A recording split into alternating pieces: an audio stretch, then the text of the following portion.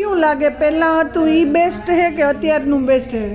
અત્યારનું છે ને, અત્યારનું વ્યવસાય રીતે હતું, ઓલું છે એ વ્યવસાય રીતે નહોતું. અને અત્યારનું જે છે એ એની અંદર અગાઉ આજ્ઞાકીત શિક્ષક હોય ને એને આજ્ઞાકીત વધારે હતું. અત્યારે તો બહુ ઝઘડવું આ કરવું ટેકનિકલ થઈ ગયું. પહેલા માણસાઈ બહુ હતી ને. માણસાઈ બહુ હતી. એટલે અત્યારે શિક્ષણ છે ને તદુપરાંત ખોરાક છે, આ છે તે છે, એ બધા આખા વિકૃત થઈ ગયા. આવ્યા હતા મારા બાપુને મૂકવા. હા, અહીંયા બોર્ડિંગમાં. તમને ખબર હે, તમે તો હે ને તે દી માલીપુર માલીપુઈને બહુ ભણાવવાનો ઓલો હતો. એ તો અમને કહેતા ને મેં ભણાવ્યા મને કે રોફ મારે ને કહેતા અમને કે મેં ભણાવ્યા મારા ભાઈઓ નહીં કે બહુ જોરદાર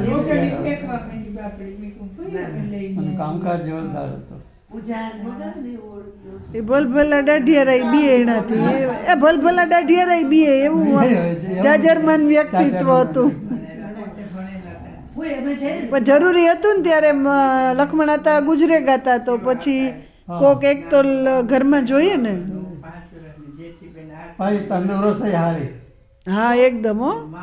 બાપુ તો કેરફુલ બહુ, એના ફિટનેસ માટે કેરફુલ બહુ. એકદમ આમ સાત્વિક ને મમ્મા પેલા એમ ડ્રેસ એની ઈ ની રાખ્યું, એનું ટાઈમિંગ બહુ.